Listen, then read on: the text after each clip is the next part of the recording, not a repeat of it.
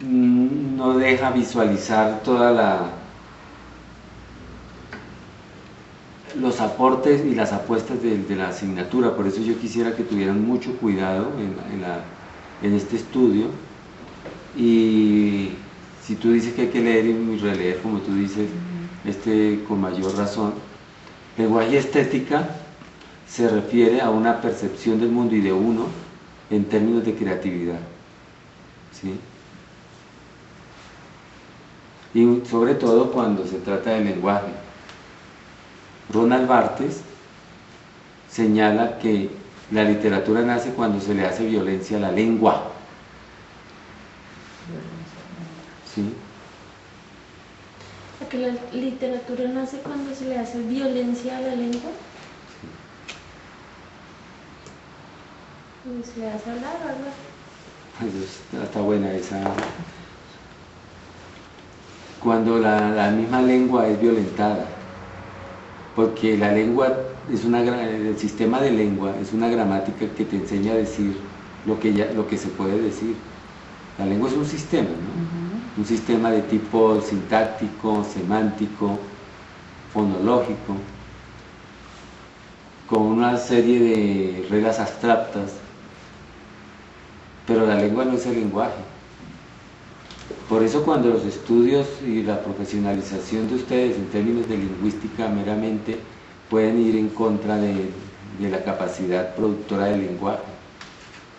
Por eso es tan importante estudiar la literatura, de la poesía, del teatro y de esas otras escrituras que nacen no siguiendo las reglas sino incluso subvirtiéndolas. Bueno, eso a propósito de la pregunta de Andrea. Pero muy interesante, y ya que a ti te dejó tan inquieta, un día de estos te traigo el artículo y lo leemos. Y te regalo una fotocopia. Bueno, el segundo punto del asunto del lenguaje y estética, que yo necesito que no lo perdamos de vista, es que el lenguaje y estética es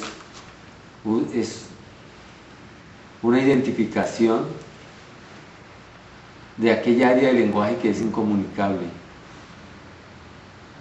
La lenguaje y estética no es una apuesta por la comunicación,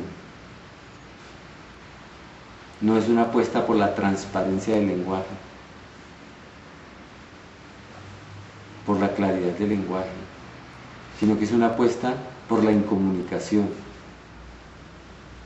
¿Como las imágenes? Es un juego de imágenes, y hay imágenes que son incomunicables. Hay áreas del lenguaje como de nuestra vida que son incomunicables. Y hay una producción de mundo que nos coloca en el mundo de los raros cuando aquello que hemos identificado es incomunicable.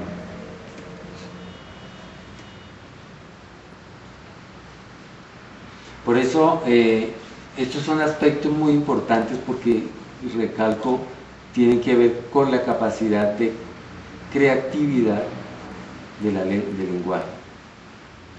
Y la creatividad tiene una característica fundamental, es que la creatividad es intempestiva, es decir, rompe moldes. Y por eso, cuando la creatividad le hace honor a su nombre, la creatividad no se entiende. Se entiende después. Las grandes transformaciones del hecho poético se han entendido después.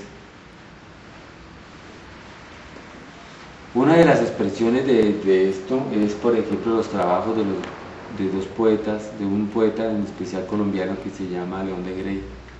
Por eso para mí es muy importante leer algo de León de Grey. Pero es muy complejo, usa un vocabulario demasiado complejo. Hay que leer mucho, hay que leer, sí, un vocabulario muy amplio para entender a León de Grey. Y sobre todo hay que tener afinado el oído, porque escribía creando notas. Si uno leyendo un poema de León de Grey no escucha notas musicales, no está leyendo a León de Grey, pues. Entonces,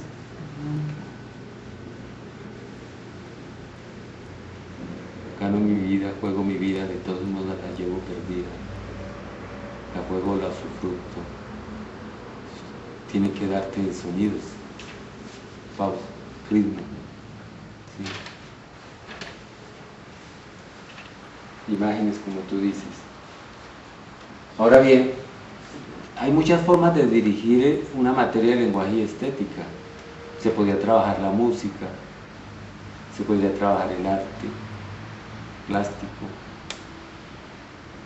pero como ustedes son estudiosos del lenguaje, de la lengua, pues nos vamos a centrar en lo que significa la creatividad, o lo que significa el lenguaje, la comunicación y la incomunicación, en las tres cosas que nosotros hacemos como profesionales de la lengua castellana, que es leer, que es escribir y que es interpretar. A ver si logramos sacar estas tres actividades, leer, escribir, interpretar, de ese planteamiento mecánico en que los estudios sobre leer, el escribir y el interpretar han caído, ¿sí? Han caído en sistemas técnicos, mecánicos, fríos, calculadores. Leer, escribir, interpretar es hacer un trabajo sobre sí mismo, es una creación de sí, ¿sí? Y por eso miraremos autores que hicieron ese trabajo.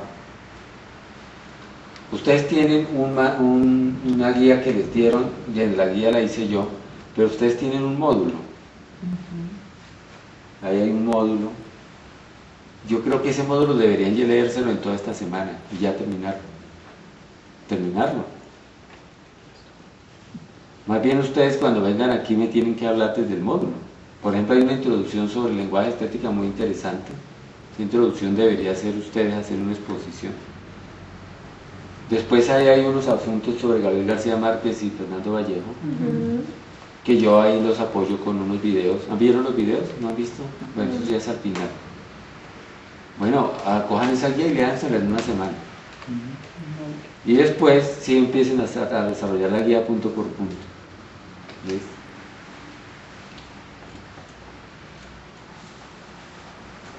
Hay un blog, nosotros tenemos un blog. Ese blog, lo que vamos a hacer es que ojalá entren cada semana, que puede estar actualizado o estoy recordando actividades. Yo les estoy escribiendo por la plataforma. ¿A ti te llegó correo? Por lo menos supiste que hoy teníamos, pues por el, ¿a ti te llega? Bueno, muy bien. Entonces el primer corte sí se pregunta qué es leer. Hoy que estamos en el mundo de la lectura rápida, el tema de replantear de nuevo de lo que significa la lectura es muy importante. Parto de los trabajos que viene haciendo una escuela alemana que se llama la Escuela de la Recepción, la teoría de la recepción, estética de la recepción. Es una corriente literaria que toma los aportes de la